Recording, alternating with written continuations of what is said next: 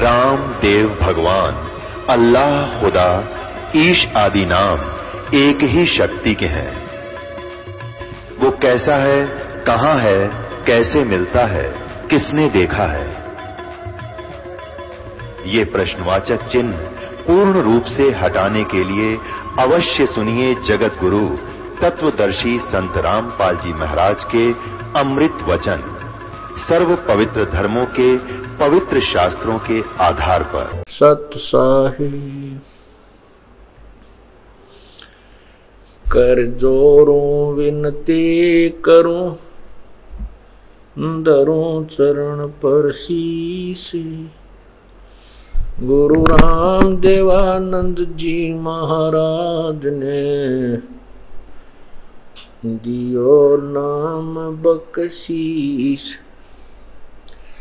कोटि कोटि सिजदा करूं, कोटि कोटि प्रणाम। चरण कमल में राखियो, मैं बांदी जाम गुलाम। अब गुण किए तो बहुत किए, करत न मानी और। बावे बंदा बख्श दियो, बावे गर्दन उतार। अब गुण मेरे बाप जी, बख्शो गरीब नवाज। जो मैं पोत कपोत हूँ, बोर पिता को लाज। मैं अपराधी जन्म का, नक्सक भरे विकार। तुम दाता दुख भंजना, मेरी करो संवार।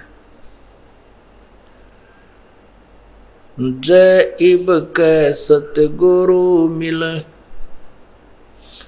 सब दुख आँखों रोय। चरणों ऊपर शीस धरूं, कहूं जो कहनी होय। गुरु जी तुम ना बोलियो, चाहे लाख लोग मिल जाएं। हमसे तुमको बहुत है, तुमसे हमको नहीं।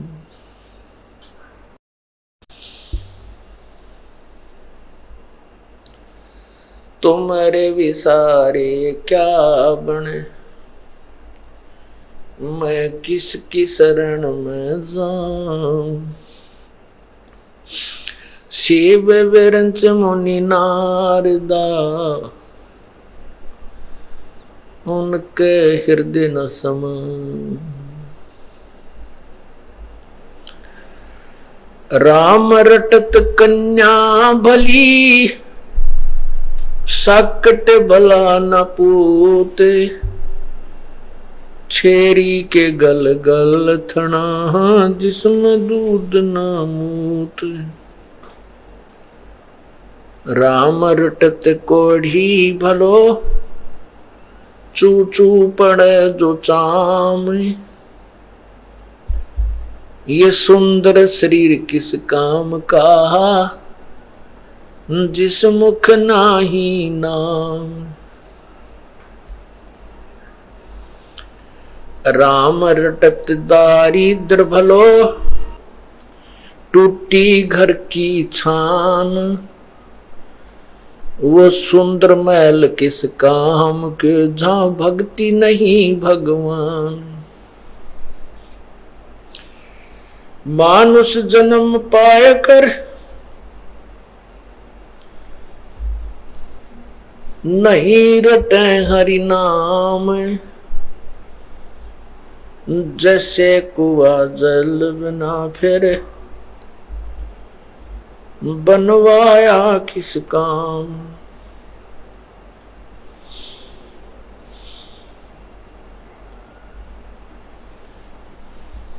लूट सको तो लूटियो राम नाम की लूट, पीछे फिर पछताओगे प्राण जाएंगे छूट।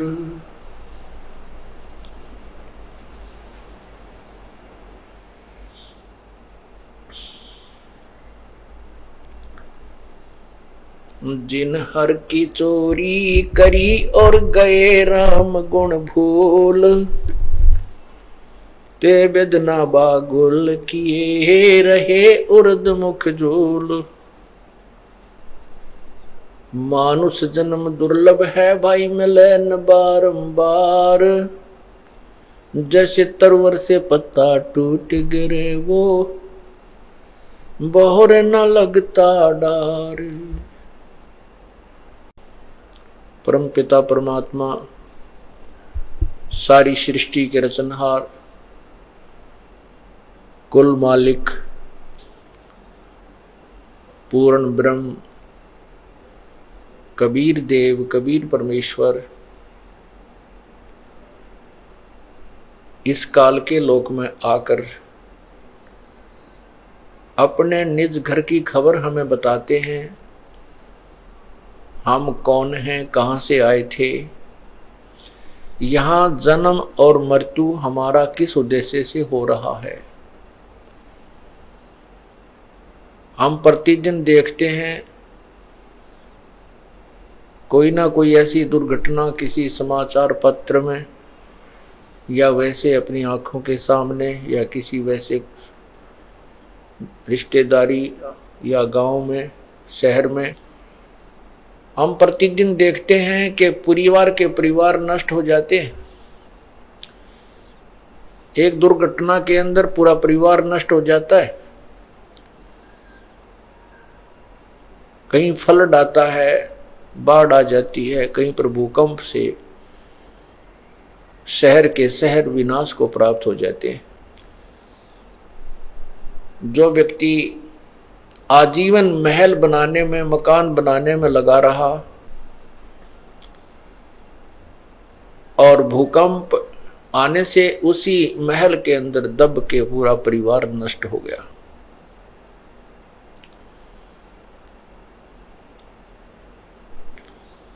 एक व्यक्ति घर से चलता है किसी विशेष काम के लिए और वापस उसी दिन आने की चेष्टा करता है। कोई विशेष काम है घर पे और रात्रि को वापस आना अति आवश्यक है। नाइट सर्विस से आने की चेष्टा करता है, इतनी भागो दौड़ करनी पड़ती है और एक्सीडेंट में दुर्घटना को प्राप्त होकर मृत्यु को प्राप्त हो जाता है। उस समय तो इतना भी समय नहीं था कि इस रात को ना पहुंचकर सुबह आ जाऊं, इतनी शीघ्रता लगी हुई थी कि काम बिगड़ जाएगा, मेरा कार्य खराब हो जाएगा, मेरा बिजनेस में कोई नुकसान हो जाएगा या मेरी कोई सर्विस में दिक्कत आ जाएगी, और फिर शरीर ही नहीं रहा। ये क्या कारण है, ऐसा क्यों है, हमारे को किसने ऐसा विवश किया हुआ है कि हम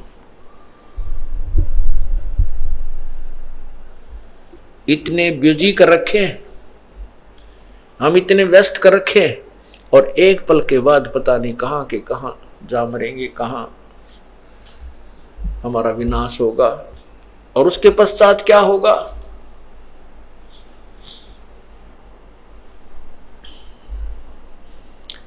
उसके पश्चात क्या होगा, उसके पश्चात संत बताते हैं, नर से तीतू पशुआ की जय दीजे बैल बनाए, चार पहर जंगल में डोले तेरा तो ना पेट भरे। इसके बाद ये होगा।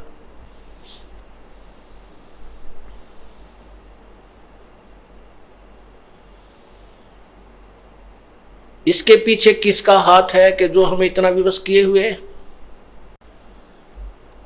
यहां पर कोई भी वस्तु आप कोई भी व्यवस्था देख लीजिए, जीव के बस से बाहर है। संतान उत्पत्ति करना यह जीव के बस की बात नहीं है कि ना करे। इस काल भगवान ने अपने स्वार्थवश अपनी उदर पूर्ति के लिए ये संसार जितने भी प्राणी हैं इनकी उत्पत्ति वो अपनी उदर पूर्ति के लिए, और साथ में जो इसको साप लगा हुआ है कि 25% प्रतिदिन एक्स्ट्रा जीव उत्पन्न होते हैं, उनको ठिकाने लगाने के लिए और कर्मों का दंड भुगतवाने के लिए 84 लाख योनियों की व्यवस्था कर दी। इसको ये चिंता बनी रहती है कि कोई प्राणी तेरे लोक से निकल ना जाए और तुझे 1 लाख मानव शरीरधारी प्राणी प्रतिदिन खाने को ना मिले। आप देखिएगा,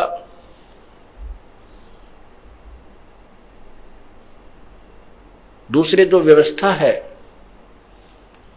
सतिथि, जो भगवान विष्णु जी सतोगुण को ड्यूटी दे रखी है, इसमें भी हम विवश हैं, हमारे बस की बात नहीं।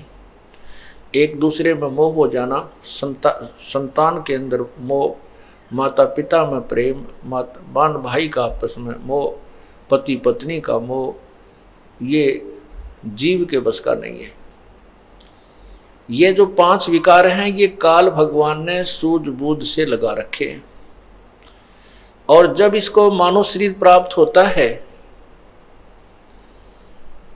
जब इस प्राणी को मानव शरीर प्राप्त होता है, उस समय यह काल और ज्यादा सतर्क हो जाता है, ये ज्योति निरंजन ब्रह्म सतर्क हो जाता है कि अब इसको ज्यादा ही व्यस्त कर दूं, कहीं ये भक्ति ना कर, यथार्थ भक्ति ना कर ले। गलत भक्ति करता है, करता रहे, शास्त्र विरुद्ध साधना कितनी कर ले, हजारों वर्ष बैठा रहे, मौन रहे, कितनी ही जो है ना मेहनत करता रहे, उसमें इसको नो ऑब्जेक्शन। और जब इसको सत्य भक्ति मिलती है प्राणी को, उस समय ये सतर्क हो जाता है, लेकिन उस समय इसकी दाल नहीं गलती, क्योंकि परमात्मा पूर्ण ब्रह्म विशेष रूप से साथ होता है। ये क्या करता है काल भगवान, जीव को यथार्थ भक्ति ना दे करके, यथार्थ ज्ञान ना दे करके यही जन्म और मृत्यु के अंदर रहने की व्यवस्था का ज्ञान प्राप्त करवा देता है।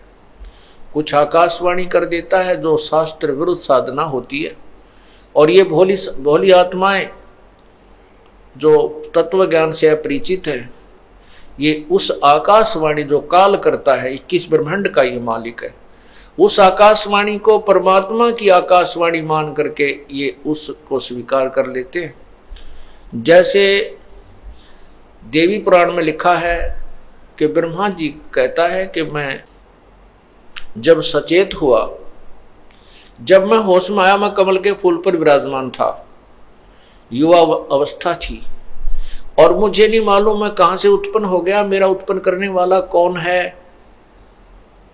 उसमें मैंने उस कमल के फूल के नीचे उतरकर डंठल को पकड़ के नीचे उतरा, उस जल का और छोर मुझे कहीं नहीं मिला, वापस आकर के कमल के फूल पर ही बैठ गया। मैं विचार करने लगा कि मैं यहाँ किस लिए उत्पन्न हुआ हूं, मेरा क्या कार्य है। उसी समय आकाशवाणी हुई कि तप करो, तप करो। तो मैंने 1000 वर्ष तक तप किया। उसके बाद आकाशवाणी हुई कि सृष्टि करो। मेरे मन में आया, ब्रह्मा जी कहते हैं कि मेरे मन में आया कि किसकी सृष्टि करूं, कहीं पर कोई पृथ्वी नहीं है, जल ही जल नजर आता है। इस प्रकार ये काल भगवान भ्रमित करता है। इस ब्रह्म ने आकाशवाणी कर दी कि तप करो, और इसने कसम खाई है ब्रह्म ने कि मैं किसी भी प्राणी को जो मेरे 21 ब्रह्मांड में है अपने यथार्थ रूप में दर्शन नहीं दूंगा। इसका यथार्थ रूप कैसा है? ये काल है। गीता जी के अध्याय नंबर 11 के श्लोक नंबर 32 में स्वीकार करता है गीता ज्ञानदाता कि मैं काल हूं और सबको खाने के लिए अब आया हूं, प्रवृत्त हुआ हूं। और 11वें अध्याय के 47-48 श्लोक में कहा है कि अर्जुन, ये मेरा यथार्थ रूप है, जो रूप मैंने तुझे दिखा, ये विराट रूप, ये मेरा काल रूप। और इस काल के इस रूप के दर्शन न तो वेदों में वर्णित विधि से, न किसी जप से, न तप से, न यज्ञ से, किसी प्रकार से कोई नहीं कर सकता।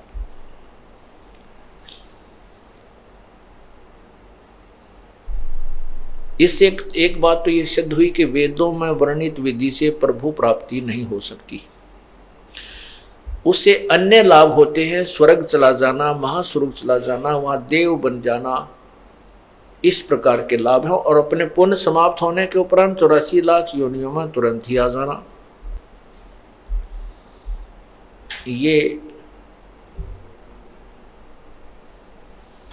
उसकी साधना के लाभ हैं।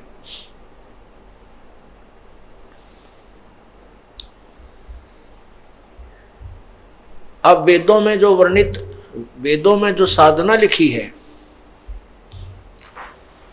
वो साधना हठ योग नहीं है। किसी भी शास्त्र में जो प्रमाणित शास्त्र है, वेदों में गीता जी चारों पवित्र वेदों का सारांश है। इनमें कहीं भी हठ योग नहीं है कि एक स्थान पर बैठ करके आंखें बंद करके या कोई तप आदि करने के लिए कहीं नहीं कहा। और जैसा कि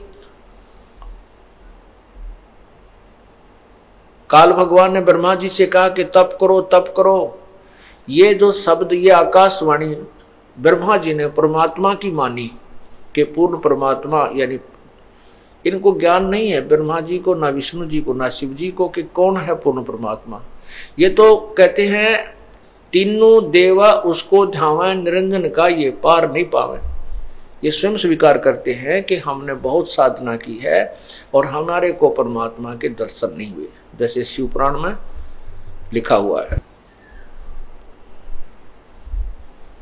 तो इनको ये पता नहीं कौन है वो परमात्मा। इन्होंने उस आकाशवाणी को प्रभु की आज्ञा मानकर, और फिर बाद में ब्रह्मा जी ने वेद तो बाद में पढ़े हैं। जब सागर मंथन हुआ, सागर मंथन में चारों वेद काल भगवान ने अपने श्वासों के द्वारा, जैसे कंप्यूटर से बाहर फैक्स कर दिया जाता है, मोबाइल टू मोबाइल जैसे मैसेज और ये सब मैटर भी दूसरे मोबाइल में फैक्स कर दिया जाता है, ऐसे काल भगवान ने चारों वेद समुद्र में प्रवेश कर दिए और वो एक सुसज्जित बहुत अच्छी बढ़िया थाली में रखे हुए बाहर आए प्लेट में, ब्रह्मा को प्राप्त हुए। ब्रह्मा जी ने वेदों को पढ़ा। अब क्या, कहाँ कैसे ज्ञान बिगड़ गया? वेदों में जो लिखा ज्ञान, वो उसमें से ओम नाम ले लिया इन संतों ऋषियों ने, देवताओं ने उसमें से ओम नाम ले लिया। यजुर्वेद अध्याय नंबर 40 के मंत्र 15 में स्पष्ट लिखा है कि ओम नाम है, ओम कर्तु समर कलवे समर और कर्तुम समर। ओम नाम का जाप काम करते करते शमन करो, विशेष कसक के साथ, और अपना परम कर्तव्य समझकर ओम नाम का जाप करो। तो ओम नाम का जाप तो ले लिया इन्होंने वेदों से, और हठ योग तप करना ये ले लिया आकाशवाणी से। दोनों की खिचड़ी बना ली। तप करना शास्त्र विरुद्ध साधना है। शास्त्र विधि को त्याग कर जो मनमानी पूजा करते हैं, साधना करते हैं, आचरण करते हैं, उनको कोई लाभ नहीं होता, ना उनकी गति होती है, ना मोक्ष होता है, और ना ही उनको कोई सुख होता है। और इन तीन चीजों के लिए, तीन वस्तुओं के लिए हम परमात्मा की तलाश खोज करते हैं, उसकी पाने का प्रयत्न करते हैं। इससे तप से क्या होता है? तप से राज राजमद मानम जन्म तीसरे शुक्र शवानम। ऋषि लोग हजारों वर्षों तक तप करते थे, उतना ही उसको राज्य मिल जाता था।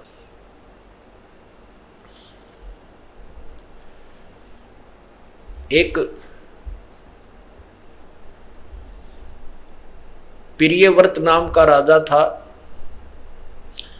एक प्रियव्रत नाम का व्यक्ति था, उसने 11 अरब वर्ष तक तप किया। उसको उस तप के प्रतिफल में उतना ही समय तक शासन मिल गया, वो राजा रहा। जब वो अपने 11 अरब वर्ष के राज्य को भोग कर मरने लगा, जब पार्षद यानी यम के दूत उसे लेने आए, धर्मराज के दूत उसे लेने आए, तब उसको कहा कि चल प्रियव्रत, तेरा समय पूरा हो गया। ओए होए। तब प्रियव्रत कहता है कि मुझे कुछ और समय दे दो, मुझे कुछ और समय दे दो। तब उन दूतों ने कहा कि नहीं, तेरे लिए अब इससे आगे कोई श्वास भी देने का हुक्म नहीं है। उठा ले गए, धर्मराज के पास पेश कर दिए। वो धर्मराय ने पूछा कि प्रियव्रत, 11 अरब वर्ष तक तूने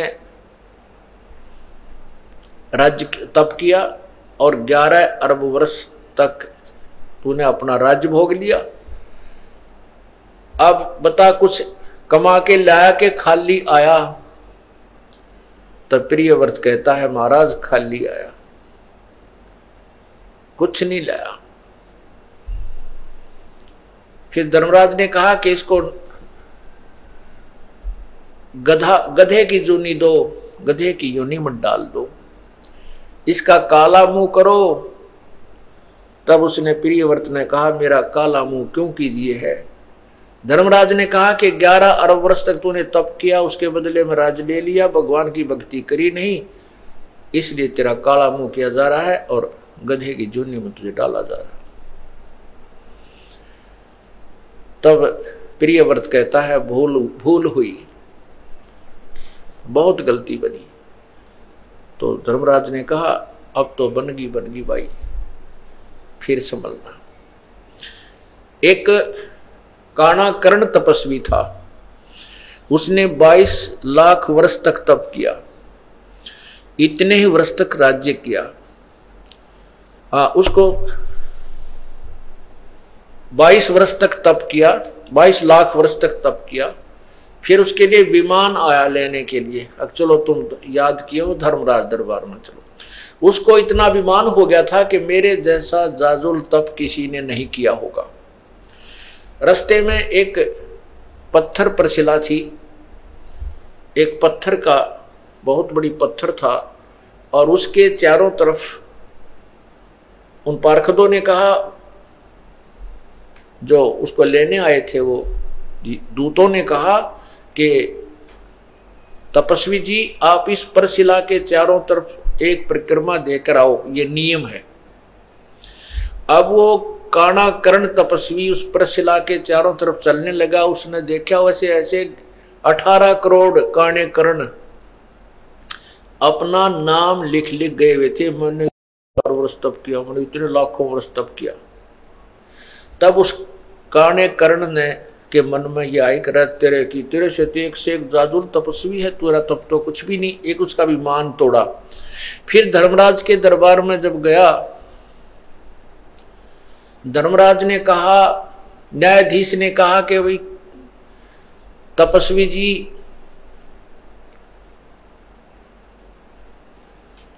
कि तूने इतने वर्ष तक तप किया। कहाँ जी तप किया? कहने लगे कि अब और इतने वर्ष तक राज्य किया। तो पूछला, कहने लगा धर्मराज के मैं न्याय करूं या रहम करूं, अदल करूं, अदल माने न्याय, अदल करूं या फजल करूं, फजल माने रहम। अब देखो बुद्धि भ्रष्ट होती है इंसान की। अब क्या मन में आता है उस तपस्वी के कि ये रहम क्यों कराऊं इससे, मैंने तप किया और मैंने ही राज्य प्राप्त किया, अब ये इसमें रहम की क्या आवश्यकता पड़ेगी। कहने लगा न्याय कर, अदल करो। वो कहता है कि मैंने 22 लाख वर्ष तप किया, इतने वर्ष राज्य किया, तो इसमें रहम की क्या आवश्यकता है, आप न्याय करो। तो अब धर्मराज ने कहा कि जिस टुकड़ी, पत्थर की टुकड़ी के ऊपर बैठकर, जिस पत्थर की शिला पर बैठकर तूने तप किया था, वो किसकी थी? तेरी थी या मेरी थी? बता। अब वो ये कहे कि मेरी थी, तो धर्मराज कहता कि लाया क्यों नहीं, फिर उसने अपनी साथ में तेरी थी। तो तब उसने कहा वो तो महाराज आपकी थी।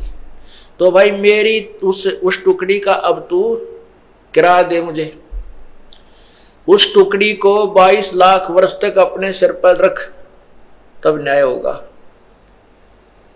तब कहता है रहम करो, अब रहम करो। उन्होंने बोला रहम करो तो मैंने अपने सिर पर रखनी पड़ेगी भाई, यह गलती मैं नहीं कर सकता।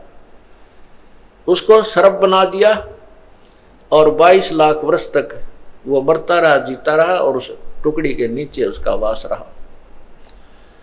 तो पुण्यात्माओं, ये तत्व ज्ञान हमें प्राप्त नहीं हुआ था। हम इन ऋषि महर्षियों को और तपस्वियों को, सिद्धों को, छोटे मोटे चमत्कार दिखाने वालों को एक परम संत मान बैठे थे। डिंब करें डूंगर चढ़े, अंदर झीनी झोल, जग जाने बंदगी करें ये बोवें सूल बबूल। डंब माने पाखंड करते हैं, दंभ करते हैं। कैसे करते हैं?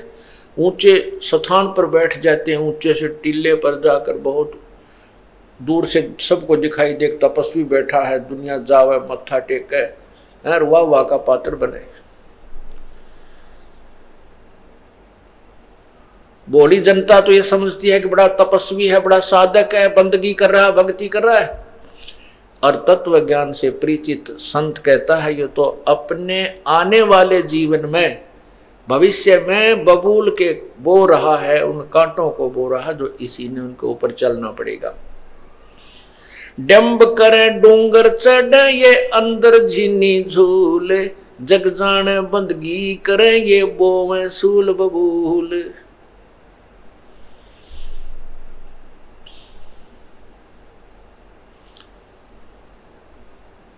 पुण्यात्माओं,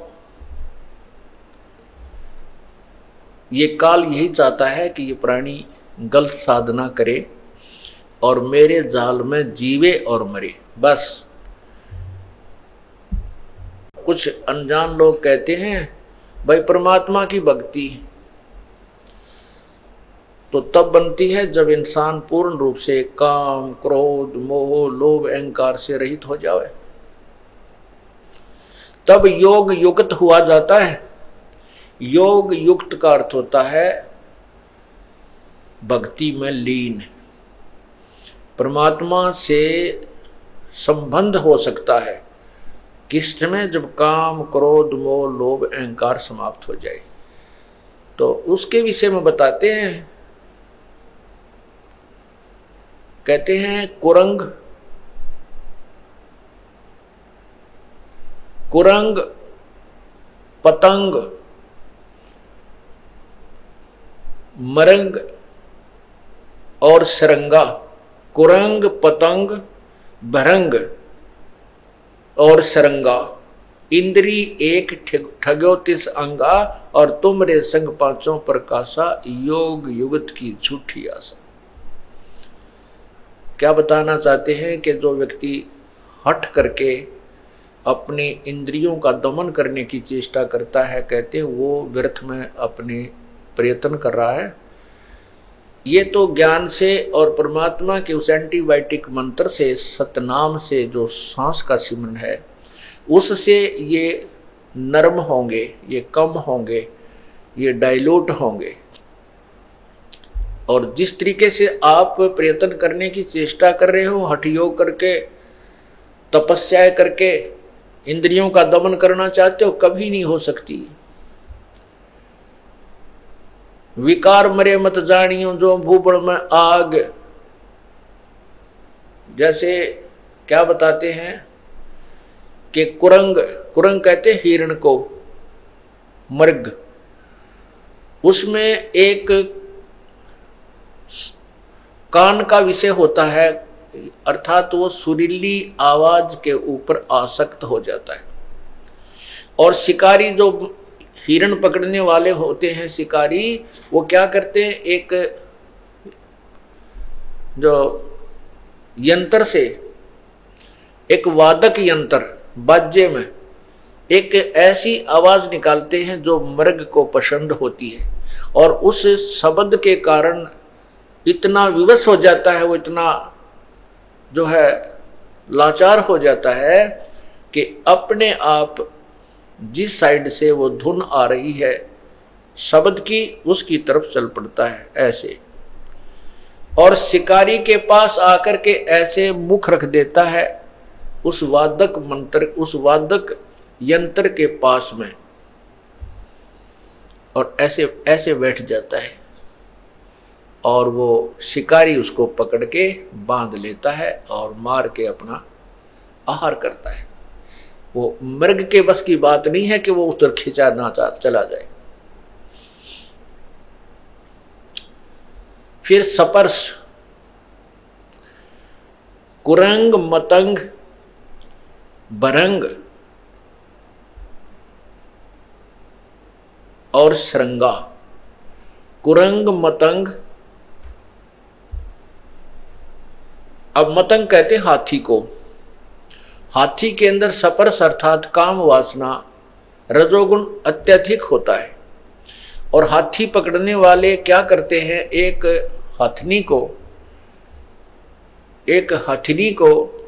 ट्रेंड कर लेते हैं, और एक जंगल में एक गड्ढा, लंबा चौड़ा गड्ढा खोद देते हैं, उसके ऊपर छत देते थे पतली पतली लकड़ियों की, और उसके ऊपर घास, उसके ऊपर फूस डाल करके, मिट्टी डाल करके और घास डाल देते हैं। ऐसा कर देते हैं जैसे अलग से पहचान नजर नहीं आती कि यहाँ कोई गड्ढा है उस पर छत दी हुई, और उस ट्रेंड की हुई उस प्रशिक्षित हथनी को हाथियों के झुंड में छोड़ दिया जाता है। वो सीधी ट्रेंड होती है, सीधी वहां पहुंच जाती है, और वहां हाथियों से स्पर्श करती है, अर्थात उनके शरीर से शरीर अपना टच करती है, उनको वासना के लिए प्रेरित कर देती है, और जब हाथी उसकी तरफ चलते हैं तो वो आगे आगे भाग लेती है। हाथियों के 4, 5, 6, 7, 8 जितने भी होते हैं वो उसके पीछे पीछे चल पड़ते हैं। वो हथनी सीधी उस साइड में आती है जहां से वो गई थी अपने पैरों पद चिन्हों के साथ साथ, और वो सीधी आती है, हाथी उसके पीछे भाग रहे होते हैं। वो ट्रेंड होती है कि वो एक बार उस गड्ढे से थोड़ा सा उल्टा होकर के ऐसे घूमती है, फिर दूर से हट के फिर उसी साइड पर भाग लेती है। तो हाथी इधर ना जाकर के सीधे ही उसके पीछे उस वासना वसंधे होकर के दौड़ते हैं, और वो गड्ढे में गद्दाए गद 4, 5 कट्ठे फिट हो जाते हैं उसमें, और फिर वो चिंगाड़ मार मार कर रोते हैं गड्ढे में गिर जाने के उपरांत। और जब वो बिल्कुल चिल्ला चिल्लू का, फिर वो बाकी हाथी भाग जाते हैं डर के, तो वो वहां चिल्ला चिल्लू का अपना नितान खूब बिल्कुल सेट हो जाते हैं। जब उनको ऊपर बैठ के वो हाथी पकड़ने वाले अंकुश ठोकते हैं बुरी तरह, उनको बिल्कुल वहीं से सेट करके जब बाहर निकालते हैं, आगे गड्ढा खोद करके बाहर निकाल लिया जाता है। और फिर क्या करते हैं, उन हाथियों को गांव गांव में, शहर शहर में ले जाकर उसको एक अपना जो है ना सवारी बना लेते हैं, और उससे रोजी रोटी कमाते। सारी उम्र के लिए फंस गया, एक वासना के कारण सारी उम्र के लिए परवश हो गया। फिर बताते हैं रूप, शब्द, स्पर्श, रूप, रस, गंध।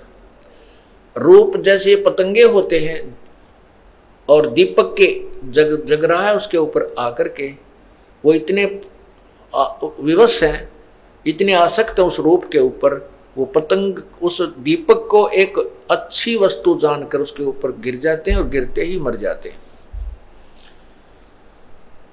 उस रूप के ऊपर आसक्ता उसको कितनी महंगी पड़ी, अपने जीवन से हाथ धो बैठा।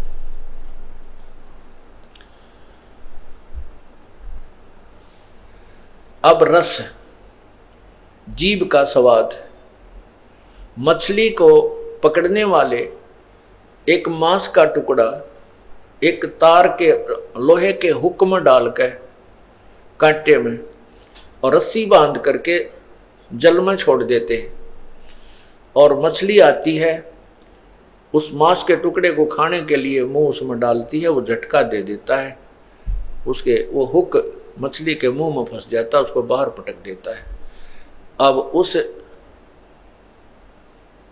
जीव के रस के प्राप्ति के लिए उसने अपनी मछली ने अपनी जीवन बर्बाद कर लिया।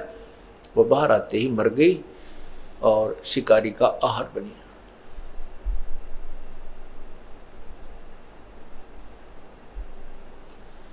अब गंध महक, इसके लिए भावरा विवश होता है, भावरा, और वो फूल पर बैठ जाता है और शाम के समय वो इतना वो आसक्त होता है कि उस पर उठा नहीं जाता उस सुगंध को छोड़कर, और वो फूल बंद हो जाता है, भौरा वहीं पर मर जाता है रात्रि में। कहते हैं शब्द सप्रस रूप रस गंध। क्या बताते हैं कि कुरंग मतंग पतंग भरंग और सरंगा है, इंद्री एक अठ्ठ्योतीस अंगा, तुमरे संग पांचों पर कासा। और ये योग युगत की भाई झूठी आशा, ये तुम्हारी बनावटी बातें, तुम्हारे साथ तो ये पांचों विकार इकट्ठे ला रखे और उनमें एक एक विकार के कारण उन प्राणियों की जान चली गई, वो नहीं हट सके, उनको नहीं त्याग सके, वो इतने विवश हैं, और आपके साथ तो काल ने पांचों जोड़ दिए। ये योग युगत की झूठी आशा। कहते हैं विकार मरे मत जानियो जो भूबल में आग, जैसे राख के अंदर अग्नि का अंगार दबा दिया जाता है और ऊपर से वो ऐसी बन जाती है वो राख ऐस कि जैसे ये बिल्कुल गर्म नहीं है और इसमें कोई आग नहीं है, ऐसे हाथ रख के देख ले तो भी महसूस नहीं होती, ऐसे लगते हैं जैसे ये तो बिल्कुल ठंडा हो गया। और उसने करेड़ के देखा, राख हटाकर देखते हैं तो और तेज आंच से अंगार निकलता है। कहते हैं विकार मरे मत जानियो जो भूबल में आग, जैसे भगवान शिव को सती पार्वती जी ने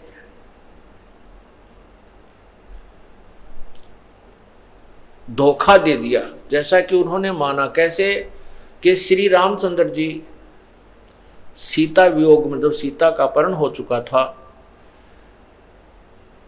तो रामचंद्र जी बहुत बुरी तरह पछाड़ खा खा कर रो रहे थे, डकरा रहे थे, पशुओं से पक्षियों से पूछ रहे थे मेरी सीता देखी, मेरी सीता देखी, कहाँ गई, किसने। तो ऊपर से भगवान शिव और पार्वती बैठे थे, भगवान शिव ने उनको प्रणाम किया श्री रामचंद्र जी को। पार्वती ने कहा कि आप किसको प्रणाम कर रहे हो, आप तो महादेवों के देव हो। तो उसने कहा कि ये सामने भगवान विष्णु अवतार हैं, ये मेरे बड़े भाई हैं, उनको प्रणाम कर रहा हूं। वो कहने लगी ये भगवान है? कहा ये भगवान है। पार्वती बोली कि मैं नहीं मानू, भगवान और रो रहा है, भगवान रोते हैं कभी? तो भगवान शिव ने कहा कि इनकी पत्नी ये लीला करने आए हुए हैं, इनका यहाँ ऐसे ऐसे जन्म है और इनकी पत्नी को कोई उठा ले गया है, उसके वियोग में रो रहे हैं, सीता के वियोग। तो पार्वती जी के मन में ये बात आई कि मैं इनकी परीक्षा लूंगी। भगवान शिव से कहा कि मैं श्री रामचंद्र जी की परीक्षा लूंगी, मैं सीता रूप बनाऊंगी, इनके सामने जाऊंगी, यदि मुझे पहचान लेंगे मैं पार्वती हूं तो मैं इन्हें भगवान मान लूंगी, अन्यथा नहीं। भगवान शिव ने कहा कि यह गलती मत कीजिए, तुम मेरे काम की नहीं रहेगी। तब तो उन्होंने कह दिया अच्छा जी मैं नहीं परीक्षा लूंगी, लेकिन भगवान शिव का इधर उधर होते ही उसने तुरंत सीता रूप बनाया और श्री रामचंद्र जी के सामने पहुंच गए। तब रामचंद्र जी ने कहा कि हे दक्ष पुत्री, आप यहां कैसे आए? भगवान शिव को कहां छोड़ आए? बड़ी शर्मिंदा हुई और कहा कि आप सचमुच भगवान हो, प्रभु हो, आपने मुझे पहचान लिया। अब पुण्यात्माओं यहां पर देखना, गीता जी में लिखा है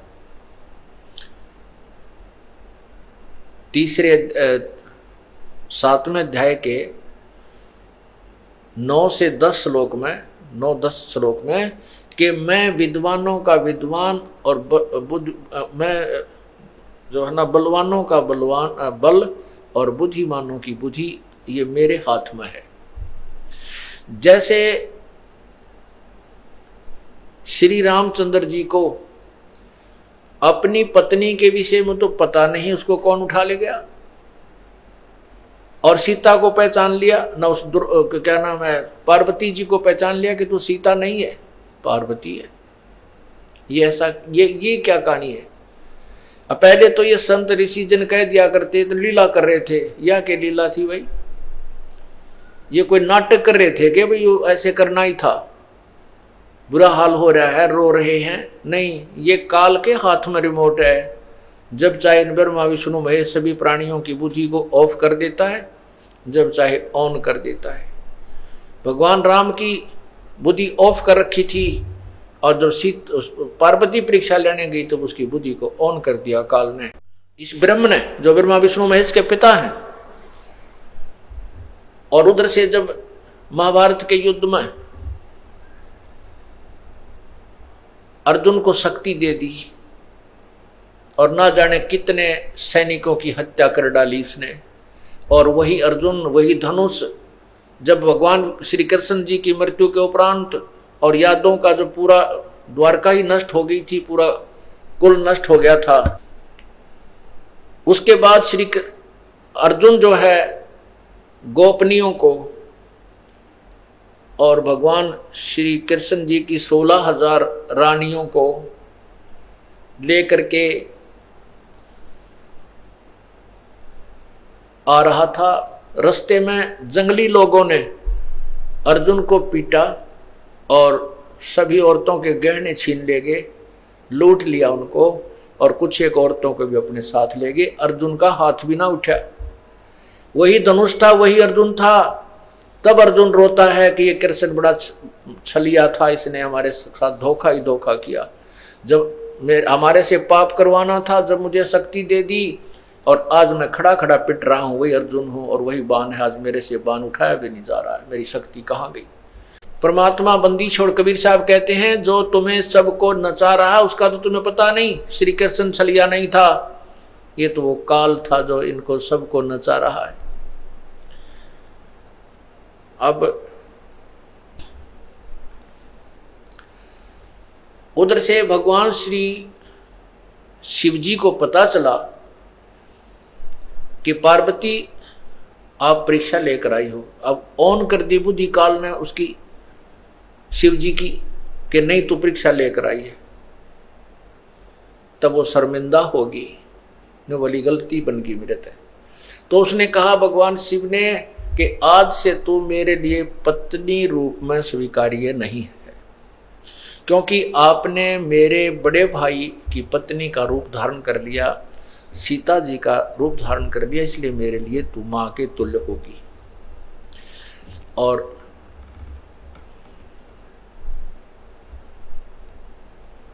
उससे बोलना, बातें करना बंद कर दिया। पार्वती ने 1 दिन देखा, 2 दिन देखा, 10 दिन देखा, कि फिर वो जान गई, पक्का हट कर दिया, अब ये नहीं बोलेगा, इसलिए क्यों ना कुछ दिन अपने मायके चली जाऊं, कुछ दिन में ठीक हो जाएंगे ये। अब मायके गई तो वहां क्या देखा, वहां देखा कि राजा दक्ष, उनके पिताजी ने एक यज्ञ कर रखी है। उस यज्ञ में सभी को आमंत्रित किया है, ब्रह्मा को, विष्णु को, लेकिन शिव को नहीं बुलाया, अन्य देवता भी बुला रखे। इस बात से उसने जाकर के अपने माता पिता से कहा कि आपने अपने दामाद शिव को क्यों नहीं आमंत्रित किया, हमें क्यों नहीं बुलाया। तो राजा दक्ष ने कहा कि तूने हमारी मर्जी के विरुद्ध शादी की थी, आपने मेरी बेइज्जती की थी, एक गले में नाग डाला हुआ व्यक्ति यहाँ आया, मेरी हंसी करवा दी, और तू मेरी जो ना मर्जी के विरुद्ध, मेरी इच्छा के विरुद्ध सब इच्छा से शादी की थी, तो ऐसे व्यक्तियों को कि मुझे जरूरत नहीं, तू आई क्यों, तुझे बुलाया किसने? इससे क्षुब्ध होकर के उधर से देखा कि श्री भगवान शंकर मेरे से बात नहीं करेंगे। दोनों तरफ से हिसाब ला करके पार्वती ने सोचा कि राजा दक्ष को भी मजा चखाती हूं, इसकी यज्ञ को नष्ट करवाती हूं, भ्रष्ट करती हूं। हवन कुंड, बहुत बड़े बड़े हवन कुंड, उसमें नरी लकड़ी घेर कर ऊपर तो ये सभा सभा करनी है, चारों तरफ बैठ जा करते, राजा की यज्ञ करते थे, डूंडा ठा देते, कौन सा गर्ते डालना था, तो नरा घी घेरो तो पूरा भट्ट बड़ा था। तो पार्वती जी ने उसके अंदर छलांग लगा दी, अपना जीवन लीला समाप्त कर दी, आत्महत्या कर ली। उधर से जब श्री शंकर जी को पता चला, भगवान शिव को पता चला, तो वो आए और राजा दक्ष का सिर काट दिया। उधर से फिर उसको एक बकरे का सिर लगा दिया। काफी प्रार्थना से लंबी कहानी है। हम जो विषय अपना आज सब्जेक्ट है, हम उसी पर चलते हैं। आज का जो सत्संग का विषय है, उसके बाद क्या होता है कि भगवान श्री शिव जी ने देखा कि पार्वती कहाँ है, कौन से कुंड में गिरी है, तो उन्होंने उसमें गिरते ही तुरंत ही उसको अधजली सी वह जल गई थी, लेकिन कंकाल शेष रह गए थे, उसको बाहर निकाल दिया था। बाहर पड़ी थी वो हड्डियां, अस्थियां शीघ्र ही बाहर निकाल दिया था, लेकिन वो जल चुकी थी, समाप्त हो गई थी, अस्थि शेष थी। तो भगवान शिव जी ने उस पार्वती जी की, सती जी की उस अस्थियों को पार्वती समझ के इतना मोह, ओए होए, काम क्रोध मोह लोभ अहंकार, लोभ मोह, ये मोह प्रमाण देते हैं मोह कितना प्रबल होता है। भगवान शिव ने उस पार्वती के कंकाल को, हड्डियों को सीने से लगाया ऐसे, और 10,000 वर्ष तक उनको लिए फिरता रहा जंगल में, इधर उधर, उसको पार्वती समझ के। ऐसे पागलों जैसा हाल हो गया भगवान शिव का।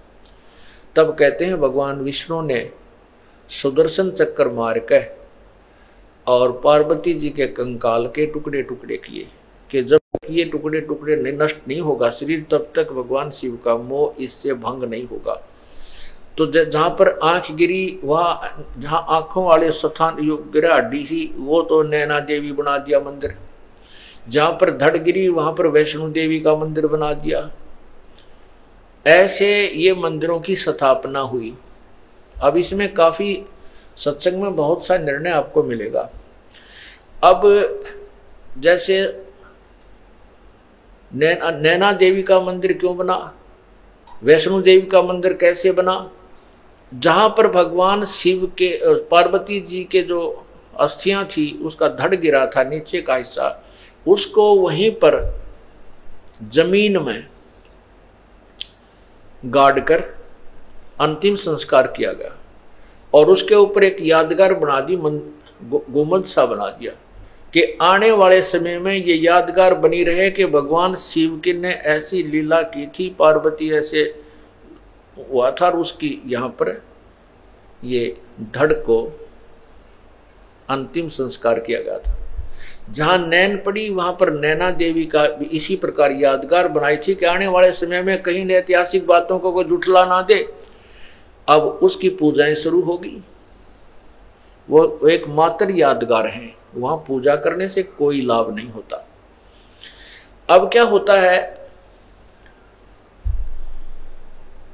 अब भगवान शिव का वो मोह भंग हुआ कि तू तो अस्थियां लिया फिर रहा था, ये तो पार्वती नहीं थी। फिर उसके मन में आया कि देख तेरे साथ कैसी समस्या ही, कि एक वासना तेरे अंदर जो काम रूप है, जो काम तेरे अंदर है, वासना है, स्त्री की इच्छा जो है, इसके कारण ही तो मैंने विवाह किया, और विवाह किया तो मेरे साथ धोखा किया पार्वती ने, मेरे से झूठ बोला, और पीछे से जाकर उसने सीता का रूप बना। मैं सबसे प्रिय समझता था इसको कि ये मेरे सामने कभी झूठ नहीं बोलती, उसने मुझे धोखा दे दिया। तो क्यों ना ऐसा यत्न करूं कि मैं अपने इस विषय वासनाओं को, अपने रजोगुण को, अपने काम को समाप्त कर दूं तपस्या करके, मुझे भविष्य में स्त्री की आवश्यकता ही ना पड़ी। इस उद्देश्य से भगवान शिव ने 88,000 वर्ष तक तपस्या की और कहते हैं कामदेव को नष्ट कर दिया। ये काल बड़ा चालबाज है। उसने एक भेज दिया अपना ड्रामा करके, उसने कहा मैं कामदेव हूं, मुझे माफ कर दो, माफ कर दो। भगवान शिव ने उसको अपने त्रिशूल आदि से दृष्टि से नष्ट कर दिया कि मैं तुझे नष्ट कर देता हूं। अब भगवान शिव जी ने सोचा ले कट गया रो, कामदेव न मर गया, अब तू निश्चिंत हुआ। अब कुछ वर्षों के बाद काल भगवान को याद आई बात। कुछ वर्षों के बाद काल भगवान के मन में आया कि इस प्रकार जैसे आज भगवान इस शिव ने साधना करके और ये मान लिया है कि मैंने अपनी वासनाओं को नष्ट कर दिया, आने वाले समय में इसकी देखा देखी और भी कोई ना कोई ऐसे बैठ जाएंगे, और ये ऐसे बैठने लगे तो तेरा काम बंद हो जाएगा, क्योंकि संतान उत्पत्ति होगी नहीं, तू खाएगा कहाँ से। इसको ये चिंता और लगी रहती है। उसी समय रिमोट से, क्योंकि 21 ब्रह्मांड के जितने भी प्राणी हैं और जिनके हेड ऑफ द डिपार्टमेंट से, उन सब के रिमोट इसके हाथ में। तो इसने उसी समय अपने प्रेरणा से शंकर भगवान के मन में ये प्रेरणा पैदा कर दी कि कहते हैं जब सागर मंथन हुआ था तीसरी बार, उसमें एक अमृत का कलश निकला था, एक मदिरा का कलश निकला था। राक्षसों ने अमृत का कलश ले लिया था और भगवान विष्णु ने एक मोहनी, एक स्त्री का, सुंदर स्त्री का रूप बना करके और राक्षसों को अपनी तरफ आकर्षित करके, धोखा दे करके वो कलश बदल दिया था। शराब का तो उनको दे दिया था, अमृत का उठा लाई थी। तो उनके मन में आती है, भगवान शंकर के मन में ये आई कि उस समय भगवान विष्णु लड़की के रूप में, स्त्री के रूप में कितने सुंदर लग रहे होंगे। आज मैं चल के उनके पास, विष्णु जी के पास चल के उनसे प्रार्थना करता हूं कि आप अपना वो रूप बनाइए, दिखाइए मुझे जो आपने सागर मंथन के समय राक्षसों को धोखा देने के लिए बनाया था, स्त्री रूप बनाइए। क्योंकि उस समय मैंने विष को ग्रहण कर लिया था और मुझे नशा बन गया था, मैं नहीं देख पाया था। इतना विचार करके भगवान शंकर जी विष्णु जी के द्वार पर जाकर बैठ गए। आओ भगत हुई, प्रणाम हुआ, पूछा कैसे आना हुआ महादेव। तब भगवान शिव ने कहा कि भगवान आज मैं आपके पास एक विशेष कार्य से आया हूं। मैंने सुना है कि आपने जब राक्षसों से वो अमृत का कलश छीना, वापस लिया और मदिरा का उनको दिया, तो आपने स्त्री रूप बनाया था और मैं उसको देख नहीं सका क्योंकि मैंने वो विष ग्रहण कर लिया था। आज मैं आपका वो रूप देखना चाहता हूं, मुझे एक बार वो स्त्री रूप बनाकर दिखाइए। अब भगवान विष्णु जी कहने लगे भोलेनाथ, वो तो कोई मजबूरी थी, कोई समय था, अब बता मुझे शर्म नहीं आओगे, मैं लड़की बन के खड़ा हूं तेरे सामने। भगवान शिव जी कहने लगे मैं बैठ गया आपके द्वार पर और जब तक मुझे रूप नहीं दिखाओगे मैं नहीं जाऊं। भगवान विष्णु को पता था कि ये भगवान तो भाई 88,000 वर्ष तक तप करके आए और यहाँ बैठ गया, ये उठे कोई ना मन माने 10,000 वर्ष तक, तो इससे भी पीछा छुटवाना आवश्यक है। ऐसे ही बात बूत करके, मजाक मजू करके और अपने महल की तरफ चले गए। भगवान बैठो भोलेनाथ अभी आता हूं मैं। तो वहां से अंतर्ध्यान होकर के भगवान शिव अकेले बैठे थे बाहर बरंडे में और सामने बहुत सुंदर बाग था, वन था। थोड़ी सी दूरी पर भगवान विष्णु ने सुंदर लड़की का रूप बनाया, अर्धनग्न शरीर उसका, और भगवान शिव ने इधर देखा कोई नहीं देख रहा है, तो उठकर चल भाग लिए उस लड़की के पीछे और भगवान शिव जी और विष्णु जी जो स्त्री रूप में था वो थोड़ा सा और माड़ी सी स्पीड पकड़ के आगे को चलने लगे। आखिर में भगवान शिव ने दौड़ के उसका हाथ पकड़ दिया। तब तक भगवान शिव की बहुत बुरी हालत हो चुकी थी, जो यहाँ वर्णन भी नहीं की जा सकती, उनके इतिहास में लिखा है। उसी समय भगवान विष्णु जी ने अपने विष्णु रूप बना लिया। जब उनके मुंह की तरफ देखकर उनका देख कर ये सती थी, तो भगवान विष्णु ने कहा कि ऐसे मूर्ख बनाया था जैसे आपको बना दिया, राक्षसों को मैंने ऐसे मूर्ख बनाया था। अब यहां परमात्मा क्या कहना चाहते हैं बंदी छोड़ कबीर साहब जी? कहते हैं जैसे अग्न काष्ठ के माही है व्यापक पर दिखे नाही, ऐसे कामदेव पर चंडा व्यापक सकल दीप नो खंडा। जैसे लकड़ी में आग है लेकिन दिखाई नहीं देती, और जब इसको तिल्ली लगाई जाएगी तो ये अग्नि रूप धारण कर लेगी। कहते हैं जैसे अग्नि काष्ठ के माही है व्यापक पर दिख नाही, ऐसे काम देव पर चंडा और व्यापक सकल दीप नौखंडा। विकार मरे मत जानियो जो भूबल में आग, इसका तरीका ही दूसरा है। इसको विकारों को नष्ट करने का जो काम क्रोध मोह लोभ अहंकार रूपी शब्द सप्रस रूप रसगंध आदि हैं, इनको नष्ट किसी हठ योग या क्रिया से नहीं किया जा सकता। इससे तो ये सिर्फ एक कुछ समय के लिए ऐसा लगेगा जैसे भूबल में आग होगी हो, ऊपर राख ठंडी हो जाती है लेकिन अंदर ज्यों की तो विद्यमान रहती है। इसका तरीका है ज्ञान प्रथम, ज्ञान के बाद फिर सिमरण, जो श्वास का सिमरण है, इन विकारों को बिल्कुल धीरे धीरे नष्ट कर डालता है।